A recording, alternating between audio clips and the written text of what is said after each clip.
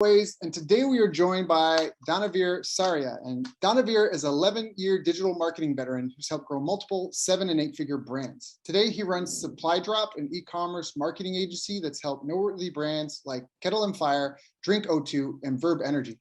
I've asked him to join us here today to help us understand the nuts and bolts behind e-commerce brand growth. So Danavir, thank you so much for joining us, my friend. How you doing, man? I'm doing great, man. Thanks for having me. Yeah, it's an honor and a pleasure. And I'm really excited to get into this because e-commerce is just getting bigger, obviously, with the pandemic and that. And not even just e-commerce, but a lot of info marketers. One of my mentors even said with info marketing, like, think of your info products as if they were e-commerce products. And I found that really valuable and helpful. But before we dive into all the e-commerce stuff, how did you even get started in entrepreneurship? Like, do you come from a family of entrepreneurs? Were your parents entrepreneurs? Got it. Well, not really. I do know my dad did start in electricity business, like electrical, whatever, going to people's houses and fixing their electricity. But that was in Los Angeles, lasted for a couple of years. Then he came here to Miami and got a job. And I know my uncle in Nicaragua, he still does. He comes to the United States often. He literally buys, he goes like Macy's and JCPenney at like clearance plus discount plus everything. And then ships it back. And then goes back and he has stores there and sells them in, American clothing at full price, basically. So that's what he does. But yeah, other than that, there's not much going on. But at least the way how I started, I've always been interested in business. But at one point, I actually got really interested in fitness. And so I just, I'm a middle school kid, and I'm just thinking, let me just Google this stuff. Let me learn all I can about fitness. I was super passionate about fitness. And you go into, then when you do that, you meet up with all the fitness gurus. And then once you do that, I remember one guy, Craig Valentine, I was on his list, his fitness list. And he said something to the effect of, oh, look, I make 6 figures selling these PDFs. And I have one of his PDFs and I'm looking at it and I'm like, bro, I can do this. This is easy. I do this stuff like for school. I'm in middle school. Obviously, it wasn't that easy because I did try to do it. But he ended up saying he ended up having another business list advice of how to start. He said, go do some work for free for someone. And at the time, I was in I was in 10th grade in high school when I got that email. And then I was also at that time super interested, because in middle school I got interested in street magic. And so I was following this other guy named Gideon Shalwick. And on his blog, he had a case study of him helping this guy named JJ. Well, that was it was a stage name anyways, a street magician on YouTube. I decided, you know what? I want to start helping someone for free. I love street magic. So I'm going to email this guy and say, hey, I will do whatever it is you need to do, whatever, and I'll help you for free. And basically what happens after a couple months back and forth, he ended up saying, you know what? I'll pay you to do my email marketing. And he paid me $200 a month for 8 emails a month as a copywriter, basically. I didn't even know what copywriting was back then, but as a copywriter. And that's basically how I got into digital marketing in general. Oh, got it. That's cool. That's an interesting, I know a couple of people that have gotten very successful. Typically it's like martial arts, magic, and there's a couple others, but there's like some common themes that I seem to see. Like door-to-door sales as well, but that's actually really interesting. So, all right, so now you're doing the emails, and then what happens? Like, how does that translate into where you are now? Like, was it just super easy? He was like, here's $200 a month. You're like, oh, great. And you started pounding out emails, and it started raining money, and you were like, yeah, everybody, you bought a Lamborghini. Like, what happened? Well, definitely not.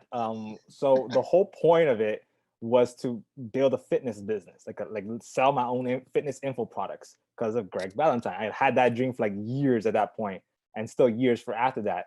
And so I got lucky. I got to do work for him for free. Not for free. He paid me a little bit. I ended up running his entire digital marketing side of the business. I didn't get paid a lot. Or the magician? The magician. Okay. And I just kept going, and it was during that time where I ended up. It's kind of like, again, at this point, I'm following all the info product gurus: Frank Kern, Craig Valentine, Eben Pagan. I'm following all these internet marketers. And I remember one guy, I can't believe I forgot his name. The guy who sells Accelerator, John Benson. There we go. he's like, I remember one time in a video, he's like, copywriting is the oxygen of your business. He Yes. said that, and I was like, I was a kid at that time, and I was like, God damn, that's great. And then I literally became a copywriter because of that sentence that he Yeah. specifically said at that time. And so that's what ended up happening. For years, I became a freelance copywriter while I was in school. And yeah, I was trying to do the fitness business, never worked out. And then and it was just like that for years, because obviously I started in 10th grade and I went all the way to college, Right. all 4 years as a copywriter. So that's literally most of my time was during that time. Yeah. Now, why is, I mean, I believe this. So something you mentioned, a couple of big names there. So for people listening, almost all the big internet marketing names all came through Ken McCarthy's camp, and he's the godfather of internet marketing. Even the banner ad was invented at his thing, and that's so. And Ken is big on this too. That copy, it's all about copy. I mean, Dan Kennedy. So Ken McCarthy's Dan Kennedy's internet guy, and so long story short, like we're getting into OG kind of stuff. Like Ken had the first internet marketing seminar ever with Mark Andreessen, the guy who created Netscape, the world's first internet browser. They didn't invent, but they were really the first to adopt video marketing before, when it was just kind of porn doing it. The banner ad was invented at one of his seminars. But that's Ken's thing too, is he talks about copywriting is the oxygen of business. And I want to find out why is that? What's it about copywriting? Why is it one skill to rule them all? Yeah, well, my opinions of copywriting has changed a lot, especially in the past 3 years when I've been to e-commerce. But copywriting is still a good skill in general. It's definitely overhyped, I think, in my opinion, but it's still a great skill, not because of the copy, but it's because of you get good at two things. You get good at one, research, and you get good at messaging. And so, and that's pretty much all of marketing is. All of marketing is finding the right message for the right market. And if you get that, you could pretty much sell pretty much anything you want. And so that's why I think, and one thing, the reason why these OG internet marketers say it is the oxygen of your business is because in the info marketing business, it is basically a copywriting business. Like the whole thing is just straight up copywriting. Long form sales letters, long form emails, long form everything. And e-commerce is a little bit different, but the idea of copywriting in of itself as a to learn how to research and create messages and ideas that sell, that's what's really great about it. Yeah, I agree wholeheartedly. We're on the same page there. The fact that there's a thing they say in direct response, that success is 41% based off of the list you're targeting. So 41% of your success is who you are targeting. 30% of your success is the offer you are making that group of people. And then 29% of your success is the copy that you do, is the messaging. And I think that's 100%. And that's why I'm glad you brought that up. It's not so much the words, they're magical and they open up wallets and people just get hypnotized. It's that when you write copy, you have to do all the research. Who am I writing to? Why am I writing to them? What do they care about? Part of copywriting is like AIDA, attention, interest, desire, action. So you have to be like, what will get their attention? What are they interested in, right? What do they desire? And all that, like you said, the background research part. If you can jump off a diving board and you can do a triple gainer, somersault, backflip, that's fantastic. But if there's no water in the pool, you're going to get hurt. And it's the same thing in business. If you can write the most magnetic, amazing copy words itself, but all the research is not well founded, if you're going to launch a business in a dying, like if you're going to try and sell something in a market that's diminishing right now, it's just not going to work out. So I love that. So what do you think are kind of the pinnacle skills? Like if you had to pick top 3, top 5 skills for someone, if they're like, oh, I'm not good at writing, or I don't know about copywriting, what other skills would you suggest for them? As an entrepreneur? Well, yeah, someone that's trying to get going up and running and wants to have a 7- and 8-figure e-commerce business. Oh, e-commerce specifically. So the one thing I have learned, and I wish I knew this earlier, and I kind of regret following John Benson's advice of becoming a copywriter. But the thing is, what you need to learn, and all you need to learn is one thing. You need to learn one traction-based skill. It could be media buying. It could be SEO. It could have been YouTube, TikTok right now. It could have been any of that stuff. Why? Because the majority of businesses fail, not because they have like a bad product or because they didn't have product market fit or any of that stuff. It's because they straight up could not get traction for it. whether it's because they have low margins or whether it's because, organic or paid, whichever one converts better, that happens to convert better, and they just didn't know at the time, and whatever. If you want to be like a straight up like a copywriter and you want to start an agency or something like that, it's not your copywriting that sells, it's the cold emails that you're sending. It's the ads that you're doing to promote yourself. So if there was a skill, honestly, there's no one specific one. I'm personally learning SEO just because my background is in writing. So you're about traffic. You're saying traffic is the skill to master. Is that it? A traffic skill? If you want to start a business, yes. Obviously, I mean, if you talk about like specific skills like copywriting and stuff like that helps throughout the process. I think copywriting is a secondary skill, basically. That's the way I feel about it. And it helps everything you're doing, but in and of itself, it's not going to build you an e-commerce business specifically. Because it helps, but you still need traffic. You know what I mean? And you need to know margins. You need to know accounting. Basically, you need to know all these things. But it all starts first with, hey, can I get people to my site to even see the product that I have? So even if you have crappy copy, it can still happen. You know what I mean? Yeah. No, I guess it's funny because there's the two camps. There's the traffic team and the conversion team. And some of the people on the conversion side, they're like, conversion, if you get conversion right, you can just write a check and buy all the traffic you want.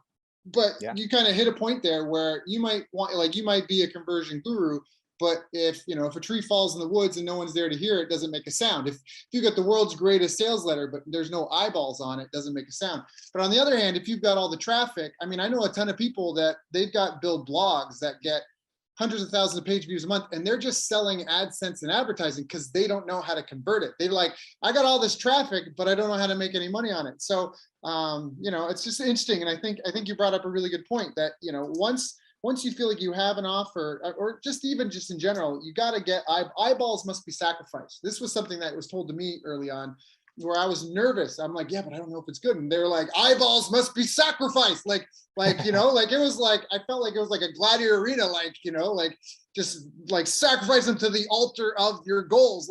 Because, I'm going to message and they're my family and friends. And what if they don't like it? It's like, you just got to sacrifice those eyeballs, man. If they're going to hate you because they didn't like your page, it doesn't matter anyways, But I've also seen campaigns where, someone gets 1 million impressions and the conversion is 0. So it's a catch-22. It comes down to what you said earlier, right? It's 31% off list. I forgot 20% offer. But if you took the creative part, what you said was 29%, the rest, that's like what, like 70%? Was not list and offer. Yeah, exactly. You have the right offer to the right list. That's not conversion. That's the marketing. It's you having a good product with crappy creative to an audience, and that makes the money. And then copywriting and everything else, that makes you more money. More money, yeah. Being able to craft offers is an incredibly powerful skill. That's a huge one. I mean, if I were like, hey, Danavir, Beyonce, she's hot and bothered and naked, and she's in this hotel room and she's waiting for you. Here's the address and phone number. If I wrote it on crayon on a napkin, you would not care. If I wrote it on dirty toilet paper, you might be like, but hey, let me just read. Let me just see this. All right, Beyonce, I'm coming, or whoever your hot model is, right? And so it's like, that's the same ideas. If you have someone, and I don't even know if you like Beyonce, but it's like the list, like the who. So this comes back to old school Gary Halbert. If you could only have one thing to guarantee your success in business, what would you want it to be? And he was like, a starving crowd. If you wanted to own a restaurant selling hamburgers, you could start with just like a fire pit. And just, you could just have a fire pit, just some rocks and a little metal grill, and you could start with a fire pit. And if you had a starving crowd, they would fund your dream. So you could start off with just a fire pit and then get a barbecue and then get a stall and then get a commercial location, but it's the starving crowd. But meanwhile, if you had the world's fanciest recipe and this luscious bread flown over from France or who knows what, and you're offering it to people that are leaving an all-you-can-eat buffet, you're going to fail, because even though it's such an amazing product, it's the wrong targeting, the wrong list. They're already full. So exactly. list is everything. So I love this. Okay. So, all right. So we've moved along and you started running as marketing. Now, what were some of the big challenges that you faced in your career, and how did you overcome them? Again, it wasn't linear, right? Was it a zigzag? It was. I mean, I would say most of it was linear just because I was in school for the majority of it, right? But I guess you could say if you were to make an actual line of it, the freelancing stuff was more linear, and then the actual like info product businesses I tried to start were like up, and then most of it was down almost the entire time. It did not work out because I knew copywriting. I didn't know traction. I didn't know creating good offers and stuff like that, and that messed me up for a long time. But eventually I ended up starting an info product business called CopyMonk, that actually That was you. That was you. That was me. Got it. Okay. Got it. I know CopyMonk. Okay. Yeah. Well, that was an info product business teaching copywriters how to do copywriting. And literally the reason why it worked was because, at least at that time, like you were able to get traffic from Facebook groups. Like I would write a really good blog post. I promote in different Facebook groups. And then people, like I would literally write a blog post and I would get 100 to 200 subscribers, email subscribers every time I promoted a new blog post. And I just did that repeatedly over and over again in the Cult of Copy and Dan Kennedy's group and the Gary Halbert group, everywhere. And that's how I built the lid, and that's how I first got actually built a real info product business. And I ended up not liking it. By that time I was already in the info product business for like 8 years at that point. And I just got like I really want to start an physical product business. My dream at the time was to build the next Nike, and so I really wanted something real. And I just quit cold turkey, which is one of the worst decisions I've ever made. And I just decided to start an apparel business. Like I sold a $58 shirt for guys it was enhanced with, I positioned it as military grade anti-odor technology. And it was fun. It was great. It took forever to make the product, like over a year and stuff. And it ultimately failed. And then from there, I decided, how do I get back into this stuff? Well, let me just do marketing for e-commerce businesses. And that's how that's how I made a switch from info product to e-commerce and stuff. Got it. Yeah, because products are a dime a dozen, and you hit on a great pain point. So I wanted to address two things you brought up that I think are really important, and I think may have gone so fast, people maybe missed it. And again, if you're listening to this, you may want to listen to this interview a couple of times because there's been some good value bombs that have been dropped. So one talked about how you spent a year developing a product only to find out that it kind of fell. I am so big on getting pre-orders. I'm like, people, get pre-orders. Yeah. Ask for just a deposit. Look at Elon Musk. Go. There's one thing, because that's empowering. I did get pre-orders, but yeah, because what happened was that I was following Noah Kagan's advice of, like, he basically has this 3-day challenge or 2-day challenge, something like that. Get 3 pre-orders in 2 days. So I literally had I had my sister, she's a graphic designer. I told her to make me a product mockup, and I took a Shopify page and I made a very basic page, and I actually got 7 orders in like a week. But this is my network. But where I got wrong, and this is the big difference between info product business, info product and e-commerce business, is when e-commerce, now you have margin. Yes. You have short margins. So once you have that, it's not just cold, right? It's having can you even afford it? Right. Yeah. That's so even if people want it, if you can't afford it, it's not happening. Yeah. And that was where I really screwed up. And I did not know until way down the road that I could not afford acquiring a customer for that thing, even though people liked my product once they had it in their hand.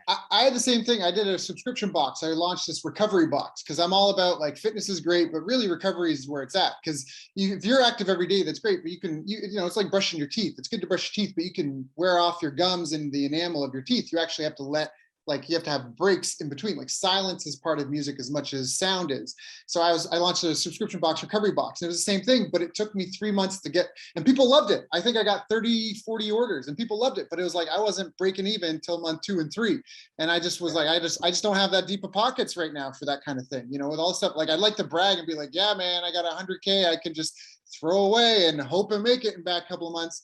And so that's a really, really important thing. So I want to hit on a couple of things that you said. So one, we talked about the pre-orders, and we talked about making sure that you can finance it, and that knowing your cost per sale and your break-even point, and there are companies like Proactive has been around forever because they have deep pockets. So, Dan K says it's not the glop. Like, it's really easy to copy the product, right? Like if you've got a lab, if you're in the product, like making cosmetic kind of stuff, you can replicate the Proactive glop pretty easily, quickly. You can just buy a jar, analyze it, boom, make your own.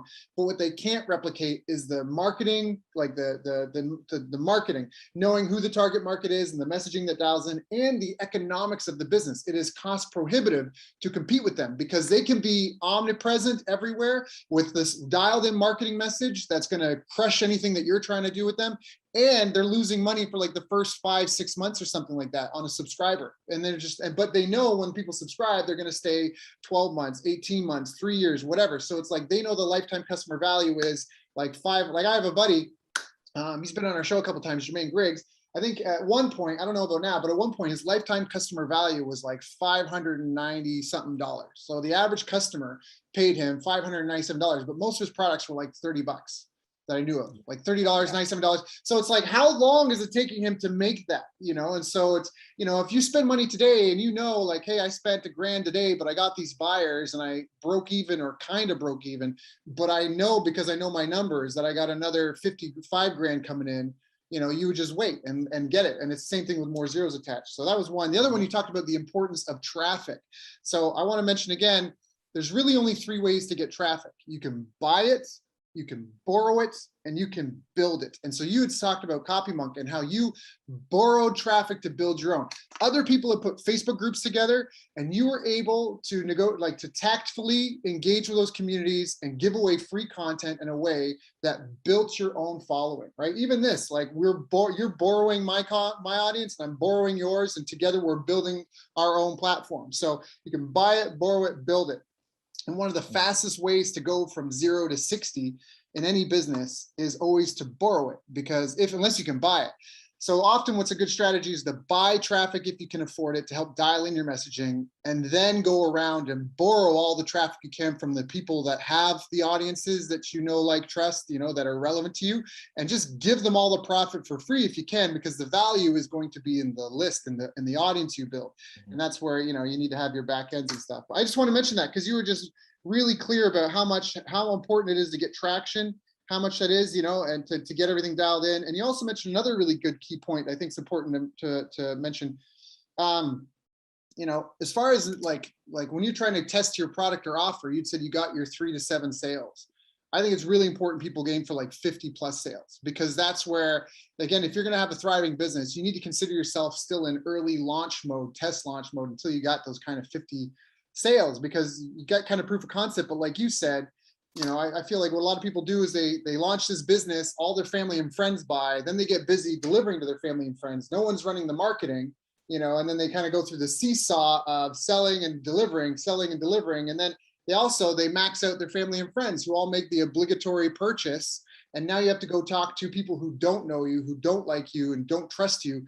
And now all of a sudden it's like your marketing goes off a cliff where you're like, hey, what's going on? And, you know, that's really, I think that's an incredibly valuable lesson. And the other thing that you mentioned was that you had done so well with CopyMonk. You were like, I'm just gonna walk away from this cold turkey and launch this other thing, right? Nothing fails like success. Hey, bro, I've been there. I've been like, everything I touch is golden, man. I made this guy $2 million. I know what I'm doing, right? Like, let me walk off this cliff.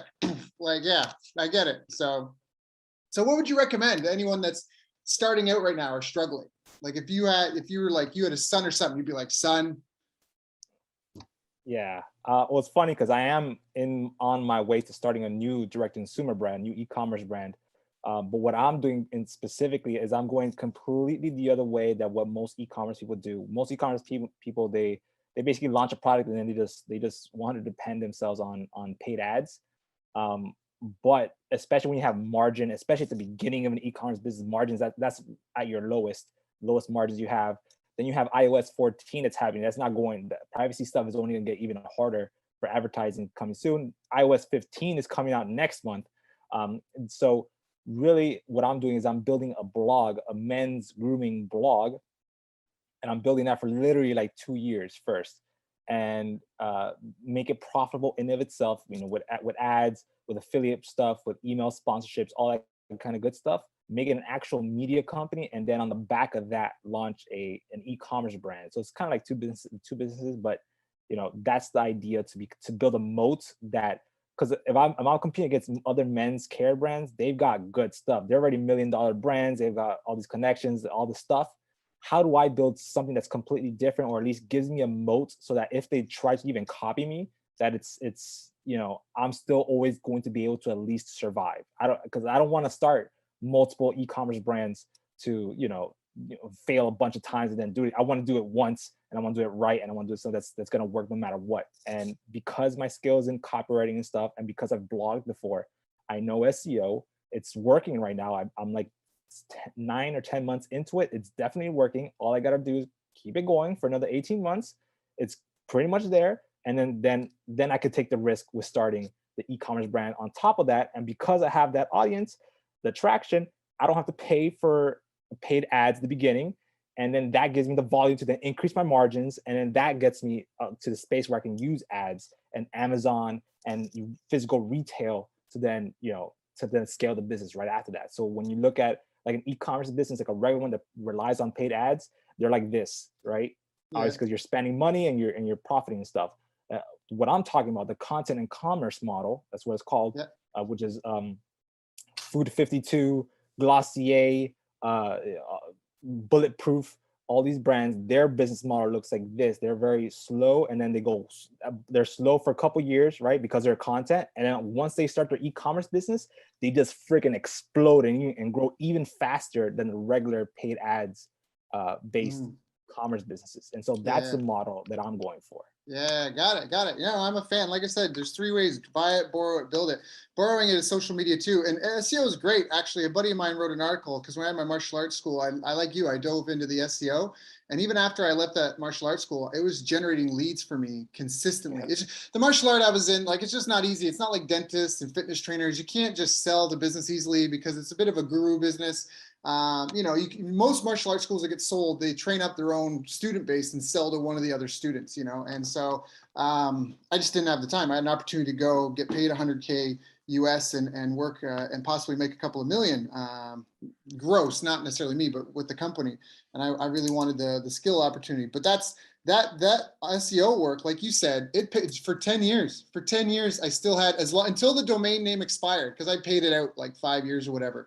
Until the domain name expired, leads were coming in every month, just every month. And I talked to the other martial arts schools around me, and they were like, "We don't need to pay you. They'll come to us next." I was like, if you think so, I don't know, man. Like, because inactivity is a big thing. So if they're hitting me first, so that's a really, really good one. I would still encourage, there's a really good $1 a day. It's supposed to be for Facebook, but you can really do it for any platform. $1 a day, $2 a day. Because one of the things that I love so much is that you can test headlines, product images, and lead-ins so fast on paid ads. Like, if you want to do it on your own site, you got to make all these different pages, but you upload it to a paid ad platform, a small budget, 20 bucks, 50 bucks, 100 bucks. You can do the same thing in SEO, dude. What? Oh, yeah. With the testing the different traffic. True. Well, affiliate products. Yeah. Right. Yes. To find out who's buying what and where, what, when. Yeah. So there's just a good model to combine them all. So content and commerce model. I like that. I like that a lot. Produce a ton of great content, get your SEO up. Now, how do you get SEO up? Like, how do you win the SEO game? Well, ultimately it comes down to content and then backlinks, basically. So you pick a category you got into. If you were to look it up, like how to start an affiliate business or like an authority blog, what they call it, and stuff like that, what they'll tell you is to find out a super low competitive niche, which is super important. But if you are starting an e-commerce business like I am, obviously the niches you're going to go into are not that low competitive, but they're probably not crazy competitive either. So men's grooming is somewhere in the middle, I would say. And then from there, it's just low competition keywords, write great content. And then on top of that, if you could get backlinks to it, which is basically when people link to your blog or to your specific article, even better, right? And then it's literally just, it's a grind, basically. It's a game, like the content treadmill, it's real, but it's one of those things where, like, if you build it, you have a connection, one-to-one connection with your audience, like we do with any type of email list. So, and that's pretty much all SEO really is. And I thought it was a lot more complicated than that, when it's really, really not. The hard part about SEO is the waiting. Because then you're like, you publish these 50 articles, and the average article takes maybe like 8+ months for it to like really gain steam, and you're just like, did I do it right? I don't know what happened. And then you're looking at Google Search Console, and you're like, it's going down, and you're like, oh, I'm the worst ever, and then oh, I'm better, and oh, I'm the worst ever. And that's pretty much the hardest part about SEO. You just gotta, as long as you have as long as you do the keyword research right, which is low competition, specific to whatever it is you need, and write good content and backlinks, you're good. Just keep publishing a ton and just wait a long time. Yeah. And that's pretty much how it works. And the internet's so transparent. You can actually take your competitors' websites and put them into keyword tools, and it'll tell you all the top keywords that your competitors' sites are built around. You know, that's often like, it's like a lot will either, people will typically start by borrowing traffic, at least the clients that I work with, they start with borrowing some traffic to get the JVs to promote, or paying for traffic to figure out, you know, the hook, the product images, the graphics. And then once they kind of know that they've got like a money funnel a little bit, then they start, like you said, it's like all hands on deck, all oars in the water we can get, just cranking out content as much as we can. I was going to say, recently my team and I got a hold of some of Google's internal training documents on search engine results. And there's two really key terms I think would be helpful here. And one is your money, your life pages. So if you're doing any sort of content that's related to someone's money or someone's life, it gets scrutinized heavier than the rest of content. So a lot of other content, you can kind of get away with a lot of stuff, but if you're writing stuff related to your money or your life, things that will, if I give you bad advice, it will mess up or harm your money or your life, Google scrutinizes it better. And what Google's really looking for when they say like a high quality page versus low quality page, they say EAT, which is expertise, expertise, authority, and trustworthiness. So like you're saying, part of why the content grind and content treadmill is real is because it's hard to fake it. If you're producing content for 8 months, it's hard to fake that you produce great content for 8 months. And that's part of why Google's got this waiting period, so to speak, because they want to see you produce enough that you kind of like, you know, you start running out of like your greatest hits and you start having to dig deep. And they're like, is this person actually really producing great original content? Or did they just hire like a fancy team to get 30 articles and now they're just getting really light and thin on content and it's just regurgitating the same nonsense? So that's a really important part, the EAT, expertise, authority, and trustworthiness. The more you can do to establish your expertise, demonstrate your expertise, your authority, and collaborate. You talked about backlinks, collaborate with others who have high EAT. That just benefits you even more and more and more and more. So now, what are some of the biggest mistakes you see your e-commerce clients making? So you're working with these brands, you're helping these 7-8 figure brands, you know, or people that maybe are on their way to 7 figures. What's really holding them back? So, well, I'll separate like the beginners from like the bigger ones, because those are completely two different situations. When it comes to the bigger clients, so what I primarily do for clients is email marketing right now. And in the e-commerce space, it's like the exact opposite of the info product. In the info product space, it's literally no one cares about anything other than the email list, email list, email list, email list. But in e-commerce, no one cares. So which is the worst thing. Well, like, not the worst thing because they pay me obviously, but in general, it's like the worst thing. It kind of sucks for them. So that's the biggest mistake. They're not sending enough emails. That's probably number one biggest thing. Like they might send 1 email a week or something, and so I have to help them get to the 2 to 3 a week, which is around where you want to be, especially when you are at scale. They might not have all the flows set up. Like they might have like 2 or 3 flows, or maybe they have a bunch, but they haven't optimized them in years, literally. So you have to go in and optimize them, plus fill in all the other flows that they don't have. So that's by far the number one thing. And then the other biggest problem or mistake, and this is for everyone at this point, is for some, okay, I'll just say it comes down to the fact that a lot of e-commerce brands do not do a good job with differentiating themselves. And that is because during around 2008, around there, I think Shopify it started in like 2005 or something. But e-commerce in of itself, because of Shopify, didn't gain traction until like around 2008ish, whatever. And that's around the time all like the big iconic direct consumer brands started like launching at that time, right? So for them to differentiate versus their physical retail counterparts, all they had to do was sell, basically the same product. But because it was on the internet, and because the internet was made up of millennials and younger people, all they had to do was make the branding around that. Basically, like they make this joke like pastel colors and all this stuff. All they had to do was that, and boom, you're differentiated. But now we are in 2021, that's not going to fly anymore. Now you go into like, the Eugene Schwartz market sophistication stuff, and, Al Rise, Jack Trout, positioning and blue ocean strategy and all that kind of stuff. And so I always see a brand, like very rarely does a brand have like a really strong positioning statement. They suck basically.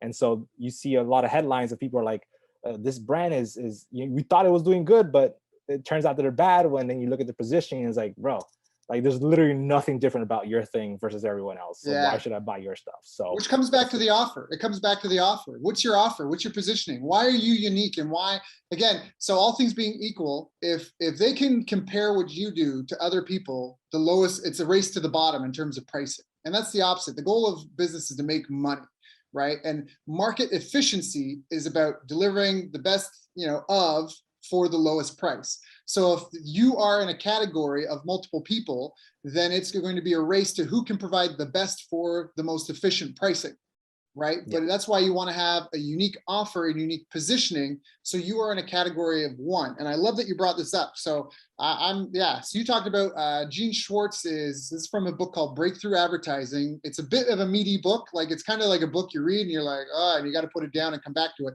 But you talked about the 5 levels of market sophistication. Is it okay if I share what those are right now? I actually literally got them. I've memorized these, and I actually even have in my notebook them right here. So the first level of market sophistication is like it's a new thing.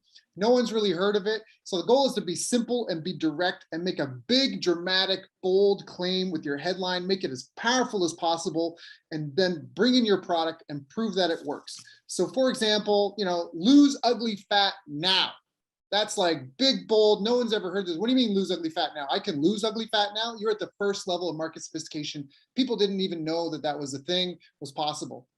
Once it's been around for a while, once you've got, competitors and stuff like that, and then you're kind of more in the second phase of market sophistication. People know that there are people offering ways to help you lose ugly fat. So then you would come out and copy the most successful claims of your competitors, but go bigger. So instead of just saying lose ugly fat now, you would say lose up to 47 pounds in 4 weeks or get $40 back. So now I've just taken the successful claim someone else did, but I made it bigger, bolder, more specific with a stronger guarantee. Boom. And now everyone's doing that. And now everyone's trying to copy everyone because we're all fighting. It's competition. And we're all trying to make this money on that. And the market's kind of saturated with people offering these, get X results in X time or X guarantees. So now it's kind of they're fatigued from that.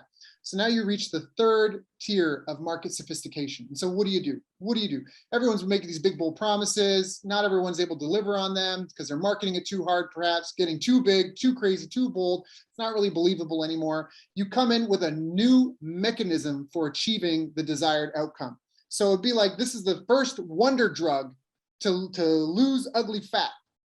So that's a new mechanism. So it's the same outcome, want to lose ugly fat, but now it's the first wonder drug.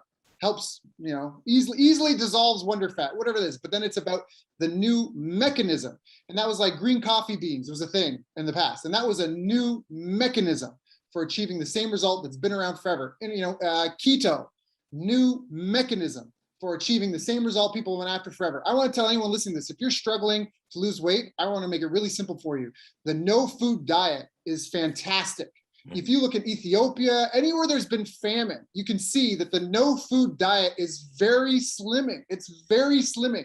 So if you're like, I can't, and I'm yo-yoing and this, that, I'm telling you, the no food diet is incredibly effective. I don't think there's ever been a famine where there's a bunch of obese people that are like, that have died. Like, I just can't. We have dominated this planet so well. Not only are we killing it, but like, that's the struggle we got. And, maybe that's not the way you want to do it, and maybe I've become unpopular for bringing that up, but I just want to say, marketing is a wonderful thing and we play all sorts of psychological tricks on people.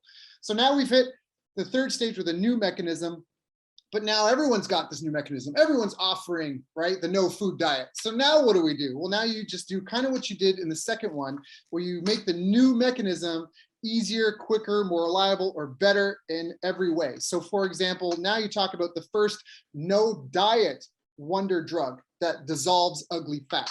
So we're taking the same mechanism, but now we've made a better version of that mechanism. And then the fifth level what do you do? And again, this is kind of cyclical. It goes all the way through. But when you get to the fifth level, you actually don't worry about the mechanism so much. The market's so aware of everything. They know everything that's going on. You actually just repeat back the peak motivations people are purchasing for, and you offer more visual proof or more compelling visuals. You offer more compelling testimonials and stories and results in a more believable means. So you just like our green coffee beans. Not only do we have green coffee beans, but there's these 7 varieties of green coffee beans, and we have this version that produce these 3 things that everybody wants more. And here are these people's stories. And so you come through with like, you know, and just, you get what you get where I'm going with this, right? So, and then it just loops. It just keeps looping. And when you get through all 5 levels, and that's where you can take a topic and then make little small categories of one. So there you can start attacking busy working professionals, the mom who's had 3 kids, the guy who's got the dad bod, the 20-year-old that's trying to look good to, you know, find the woman he's going to marry. You can slip it off that way. But those are the 5 levels of market sophistication. Sorry, I went on a rant there, but you brought that up, and it is such a powerful thing, because if you can take a look at everyone in your market and see what kind of advertiser everyone doing. Facebook makes all the ads public now because of all the political stuff that's gone on. You can go to Facebook, type in a keyword, country or worldwide, and you can see all the ads people are running on Facebook related to that term. So you can just go look at the headlines people are using and then be like, okay, well, what's next? Like where are things going to be in 6 months, in 8 months, that sort of thing. So yeah, now I got one more question for you. I know we're coming up to the top of the hour and I want to be respectful of your time. We got a bit more time, but can you speak about the habits that you feel, the disciplines that you feel have really helped you achieve success? And even now, like what are the habits that you cling to? If we took everything away, and I guess you are restarting, what are the habits? Like you talk about the content, you know, content machine, like, is there a habit? Like, do you like, I sit down every morning and I write for an hour? Like, what are the habits that you feel are critical to your success? Got it. Well, I mean, well, first, just to preface that, like, there's obviously just doing something that you like doing already will get you more than halfway to do whatever habits that you need to do. So that's one thing. And I guess, and then also on top of that, I'll also say, you know, just knowing how to manage your energy. Basically, it will help you, you know, go through the habits. And that's really the hard part, because that's what habits is doing things over and over and over again in basically in like a timely fashion and stuff like that. So those 2 things really help. But in terms of like the actual habits themselves, for me, because I'm actually working on 3 different things right now. I'm working on the email marketing agency for e-commerce brands. I'm working on the men's grooming blog, and I also have my own personal blog where I talk about how to start an e-commerce business. So I'm working on different things at once.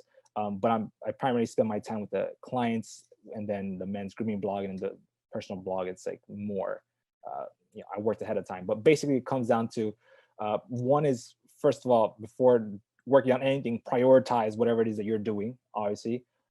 Just try to say no to as many things as possible, and you'll quickly realize that most of the things that you think you have to do, you don't actually have to do for actual like needle moving results.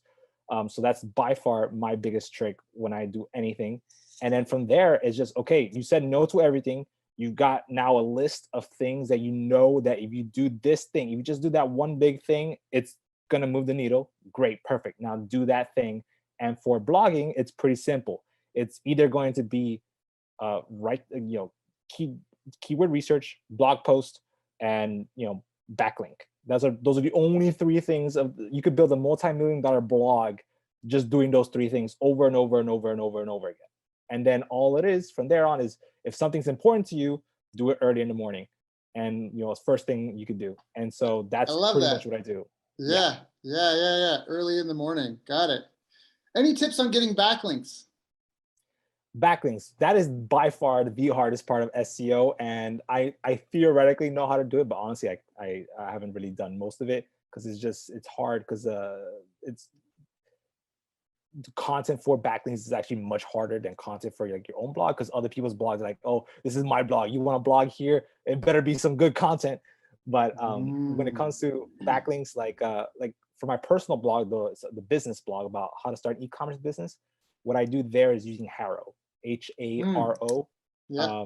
That's basically, if you sign up to it, like every day you get a bunch of reporters, basically not necessarily real reporters, but like just bloggers essentially saying, hey, we're going to start this, we're going to write this blog post about X topic. we need a couple experts to, input your opinion about it and do it. And so the way I do it, literally, it's part of my daily routine. It comes out like 3 specific times, like 6 a.m., 12-ish, and then like at 5 o'clock or something like that. And then literally what I'll do is I'll go through each one, and anything I can do, I just, you respond to it. Just bang out. Yeah. You just bang it out. You just got to keep doing it day after day after day, because it's going to take, 20 submissions before you get one.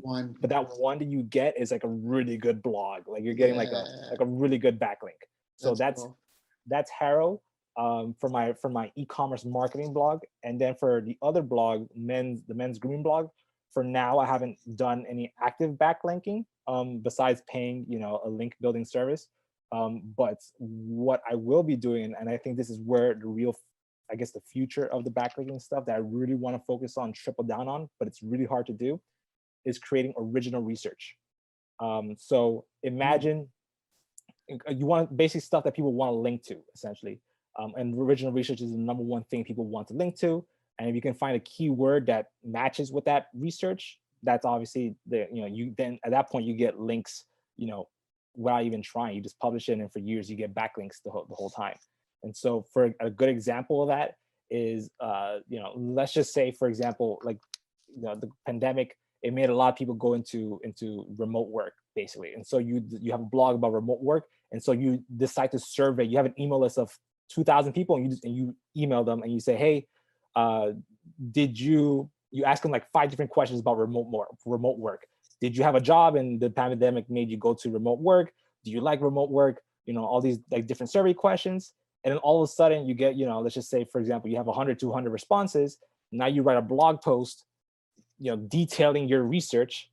And then all of a sudden, because other outlets everyone talks about remote work, especially during the pandemic, they will link to you. And so, especially if you have the keyword research behind it. And also you should, ideally, you also physically, like, you promote it yourself. And if you do that, you can get some like serious links. And by serious, I mean like Yahoo and, CNN and CNET and all those other blogs. That's probably, it's the hardest thing you could possibly do, I think. But if there was one thing, it'd be that. So I love that. I got something that might make that super easy for you, and you're already doing it. So is it cool if I share this? If I share this tip? So you're already doing Harrow. You're already replying to people on Harrow. So I've got like my team, and we have some people that are doing that too. They're looking for things for us to reply to, but it can be tough to delegate a little bit because, and it's funny because you actually got me super excited because this is something that we've just recently started doing, but it's also because a friend of mine's been doing this for the last year with pretty good results. So what I'm saying is that it's tough to delegate that a little bit because you can hire someone and have like a PR person replying to Harrow and all that sort of stuff. But they just won't write like you as well. And you got to take time out of your day as the owner to kind of write, create original content, which is fine. That's good. It's just hard to delegate. But what you just talked about, doing these surveys. So right now we're using SourceBottle and Harrow to post asking for inquiries from people. So we're posting saying we need expert quotes on the best way to market your business online, type of thing. And right now, this is like 3 weeks old. Right now we get like 20, 30 people who reply. And what we do is a roundup article. We ask 20 people, what's the best way you market your online business? Here are the replies. What do you think? Would you agree, disagree, add anything? Let us know. And it's a roundup. So we're not necessarily writing a lot of new content. We're rounding up what they said and producing that content. But here's the other part to it. So first we round up using their quote, their name, title, link to their site. But then before we use them, we also reply back saying, hey, a lot of people just send one-off things and they just disappear. We want to make sure we're doing real business, real people, and that this is a real collaboration. So first, just can you give me a reply? Let me know that like you're not just spamming everybody and we're never going to hear from you. Two, if you'd be willing, when we finish this and show it to you and you approve it, will you share it? Like we're giving you exposure. Would you help us and even the other people that we are sharing that are going to be featured in this? Will you help promote all of us? And then get the reply back. So then we do the article, and then we send them the link and we say, hey, here's what we delivered. Do you approve of it? And when they say they approve it, we get great. And then next, we want to follow up after we've done this co-project, after we've delivered, follow up and go, hey, thank you so much for your help. We've really loved this. Since we're working together, we'd like to offer, if you're interested. If you're not, that's fine. But if you like, we've got, here are our 2 programs, our 3 programs. And if you're interested, we'd be happy to give you a 50% discount off. Which of these would be best for you if you were interested? And so now we're just doing a roundup to create the content. We're doing this kind of JV thing. We're doing something that's mutually beneficial, valuable. And at the end, we're just saying, hey, thank you so much. And as a token of our appreciation, if you or anyone you know would be interested, you can get a 50% discount off one of these programs, which, not yes or no, yes or yes, which of these would be the best fit for you? And so that's something that we've got, and something I've actually got delegated to my team, and we're about 3 weeks in now. And so we're about knee deep in like getting the first ones out. So when you're like, this research thing is so great, another tip for other people, Google Scholar is fantastic. Google Scholar is fantastic. There's also Sci-Hub, which helps you get access to articles that maybe are behind paywalls and stuff, but you can do a lot of your own research. Last year, I hired 7 research teams, and we combed through, sorry, I think I should shut up. But we combed through all the scientific literature to figure out what are the key critical success factors for small and medium-sized businesses. And we went through all the meta-analyses and systemic reviews we could find on this sort of stuff. And so that's something that's really easily accessible to anybody, because if you have access to Google Scholar, if you have access to Sci-Hub, and you start searching around and you start looking up the different journals for things, you can actually find like real science research done with proper, and you don't have to be the scientist, you don't have to know how to run a proper randomized control study, you don't even know how to have to do a meta review or a systemic review. Last year what we did is we ended up rounding up 30 meta analyses on business success, and we came up with the 8 factors, which is self-efficacy, market research, marketing strategy, sales strategy and skills, money management, business operations, I'm missing something, self-efficacy, strategic planning, self-efficacy, strategic planning, market research, market intelligence, marketing strategy, sales strategy and skills, money management, business operations, and business intelligence. These were the, I don't know what I'm doing here, I got too many numbers, but they're the 8 critical success factors. And that was all based off that kind of research stuff. So we haven't done what you said, so we're going to, but there's that tip. If you're already on Haro, if you're already on SourceBottle, you can reply to those people, but while you're there, you just flip it and just start getting people to answer. You could just easily, hey, looking for experts, what's your top tips for growing an e-commerce brand? What's your top tips for, managing your email list for e-commerce? What's your top tips for whatever? And just compile that. And yeah, that hats off, because you're saying, idea. Yeah, that's dude. Yeah. It's all. Hey man, I believe when the tide rises, the boats rise. If I help you and you go hit a home run, or any of these listeners hear this stuff and they go hit a home run, they're gonna be like, yo, this Daryl dude, man, he just interviewed this guy. The 2 of them, they knocked my socks off. I paid $10,000 for help from this guy. He gave me 10% what I got from these guys for free. You need to check them out, right? Like, so it's only in our best interest. So this has been a fantastic call. I think anyone listening to this probably wants to listen to it a couple of times, maybe even be like some of my other listeners and get it transcribed so you get all the nuts and bolts, or check out our site for the show notes. But Danavir, is there anything I didn't ask you that I should have asked you? That's a really freaking hard question. I guess the best thing would have been to ask, like, if for someone who's like super interested in like e-commerce, like actually starting a direct consumer brand, the one thing, at least that what I would have wanted to know is like, what is like the difference maker? Like what is the real difference between, at least what has been my major mind shift, I guess I could say.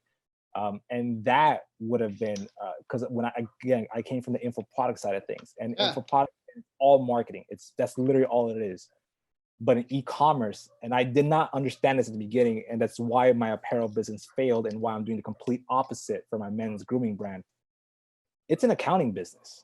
It's really an accounting business, and that is because margin and retention and all this stuff. It makes such a difference to your marketing.